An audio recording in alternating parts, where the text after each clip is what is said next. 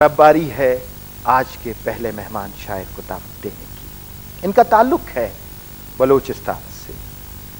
बलूचिस्तान के अदबी हलकों की एक नौजवान, एक बड़ी तवाना आवाज़। शायर भी हैं, ड्रामा निगार भी हैं, टीवी और रेडियो के मेज़बान भी हैं, गीत निगार भी हैं। 2 किताबें आ चुकी हैं। उनके नाम हैं आंख भर हैरत और सरगोशी। पीटीवी अवार्ड 1999 में हासिल कर चुके हैं। इंसान और मोहब्बत इनका मौजू है। बलूचिस्तान के पहले हाइको निगार हैं। मेरे साथ मिलकर इस्तकबाल कीजिए। तशरीफ लाते हैं मोहसिन शकील।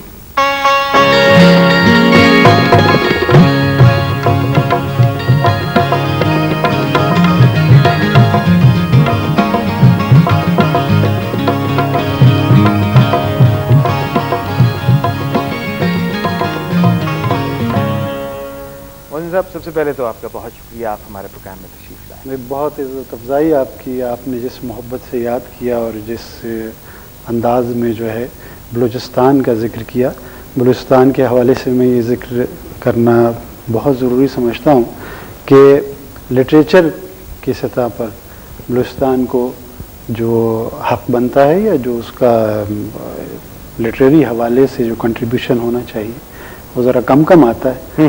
तो एक पहला जो है वो पत्थर फेंका गया है। तो उम्मीद है कि एक खुशबू जो है अभी फैलना शुरू होगी। तो जो पोटेंशियल है बलूचिस्तान के लिटरेचर में और वहाँ के लोगों में, वहाँ के लिखने वालों में, वो यकीनन मुल्क की सतह पर और बैनुल-अक़वामी सतह पर आना चाहिए। और जिस तरह से आपका प्रोग्राम है पूरी दुनिया में देखा जाता है माशाअल्लाह, तो इज़्ज़त अफ़ज़ाई है। हमारी इज़्ज़त अफ़ज़ाई है कि आप हमारे प्रोग्राम में तशरीफ़ लाए। ज़िंदगी के सफ़र का आगाज़ कैसे हुआ? मैं कोयटा में पैदा हुआ, वहीं पला बढ़ा, वहीं पे तालीम पाई, स्कूलिंग वहीं से, कॉलेज वहाँ से, यूनिवर्सिटी वहाँ से, जॉब वहीं पर है मेरा। लिखने लिखाने का जो सूरत हाल है वो किताबों की सूरत में और मुख्तलिफ अंदाज। पढ़ने का बहुत शौक था आपको बचपन से? वो तो अब भी है, लेकिन वो चूँकि शुरू में इस तरह से था कि मैं किताबों की तरफ बहुत ज़्यादा माइल रहा। तो जो घर वाले थे, वालिद साहब थे, पहले तो बहुत खुश होते थे, लेकिन जब मैं शायरी की जानिब आया तो ज़रा सा वो शायद परेशान हुए कि भाई ये कोई बेहतर रास्ते पे नहीं जा रहा, तो पहले इसको शायद कुछ और कर लेना चाहिए, तो दोबारा इस तरफ आ जाए तो ठीक है।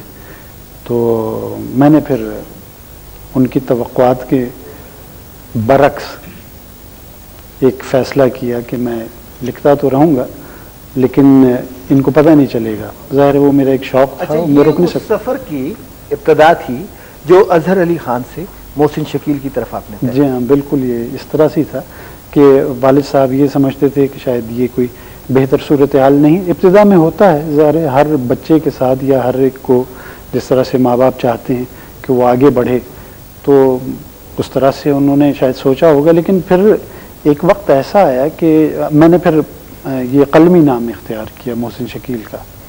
तो एक वक्त ऐसा आया कि जिसमें फिर वालिद साहब जो है वो शायद पसंद करने लगे थे इसको। अब तो उनका इंतकाल हो गया, शायद वो इस वक्त होते तो मेरे ख्याल है बहुत ज़्यादा खुश होने आप पे बहुत फ़ख्र होता। पहला मुशायरा याद है आपको?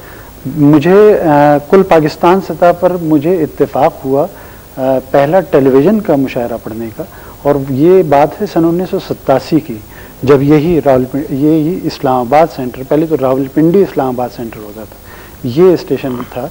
यहाँ पे गुफरान इम्तियाज़ी साहब जनरल मैनेजर थे उस ज़माने में।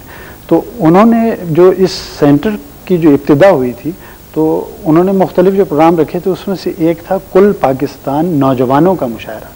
तो उसमें सन 47 के बाद जो पैदा होने वाले जो पाकिस्तान के जो शोरा थे वो तमाम यहाँ पर यकजा हुए थे।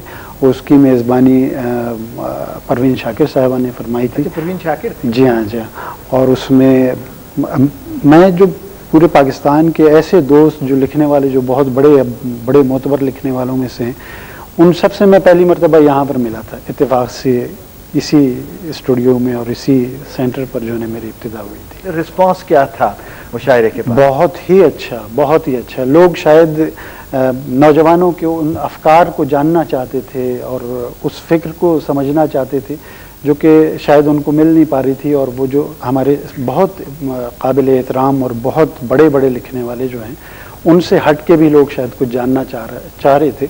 तो उस मुशायरे की वजह से जो है ना एक बहुत अच्छा खूबसूरत सा रिस्पांस आया था उसके। पीटीवी के इस कंट्रीब्यूशन को आप मानते हैं? अरे कि नए लोगों को ऐसे मुतारिफ कराया और आज आपका इस प्रोग्राम में आना हमारे लिए एजाज की बात। बड़ी मोहब्बत। पाकिस्तान टेलीविज़न की वजह से तो लिटरेचर, देखिए लिखने का जो एक सूरत हाल होती है वो तो हम लिखते हैं, ज़ाहिर है ये हमारा काम है, अल्लाह ताला ने जो ये सलाहियत दी हुई है तो हम इसके मुताबिक यही काम, मुझे तो इसके सिवा काम भी नहीं आता। वो गुलाम अहमद कासिर का जो शेर है कि करूँगा क्या जो मोहब्बत में हो गया नाकाम, मुझे तो इसके सिवा काम भी नहीं आता। तो ज़ाहिर है हमारा काम तो लिखने का है, लेकिन इस लिखने को बढ़ावा देने में और बड़ी सतह पर लाने में मुख्तलिफ अदबी रसाइल हैं, मुख्तलिफ और वसाइल हैं, लेकिन उन सब में सबसे स्ट्रॉन्ग जो है वो तो पाकिस्तान टेलीविज़न है और यह टेलीविज़न है, और इसमें पाकिस्तान टेलीविज़न, और फिर इसमें जो अदबी सूरत हाल है या जिस तरह से अदब और इतनी संजीदगी को लेकर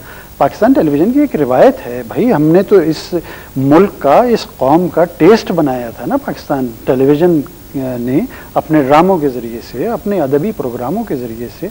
तो इस कौम के अंदर जो एक गहराई है फ़िक्र की, वो तो शायद उसका एक बहुत बड़ा एक हिस्सा पाकिस्तान टेलीविज़न को तो जाता है, इसका बड़ी क्रेडिट है। अच्छा, हम ये चाहेंगे कि मौसीकी का सिलसिला अभी शुरू होगा, लेकिन उससे पहले आपने एक नज़्म अभी जिक्र किया था पाकिस्तान के हवाले से, कोई चीज़ आप लेके आए? अभी आपने तज़किरा फरमाया था इसका कि मेरे पीटीवी अवार्ड का, तो मुझे जो है पीटीवी अवार्ड गीत निगारी पर मिला था और ख़ुसूसी तौर पर मिली नगमा निगारी पर मिला था। सन 1998 की बात है। वतन के लिए चंद अशार जो है वो पेश करता हूँ। असल में हम बहुत ही ऐसे लोग हैं कि जो वतन के लिए बहुत कुछ करना चाहते हैं और अपने अशार या अपने अफकार के ज़रिए से जो पेश करते हैं, पता नहीं वो कबूल होता भी है कि नहीं होता है और किस सूरत में होता है। हम तो पेश करते हैं, अपनी एक कोशिश होती है। इजाज़त हो तो जी पेश करता हूँ कि जैसे भी हो समेट ले अर्ज़े वतन की खाक। जैसे भी हो समेट ले अर्ज़े वतन की खाक, पोशाक इससे खूब नहीं ऐ बदन की खाक।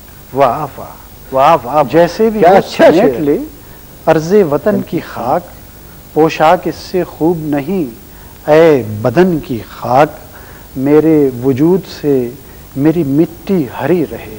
वाह वाह वाह। मेरे वजूद से वाह वाह मेरी मिट्टी हरी रहे, मेरा शरफ के हो सकूं सहने चमन की खाक। वाह वाह। मेरे वजूद से मेरी मिट्टी हरी रहे, वाह वाह, मेरा शरफ के हो सकूं सहने चमन की खाक, और तामीरे हरफो मानिए ताज़ा के वास्ते।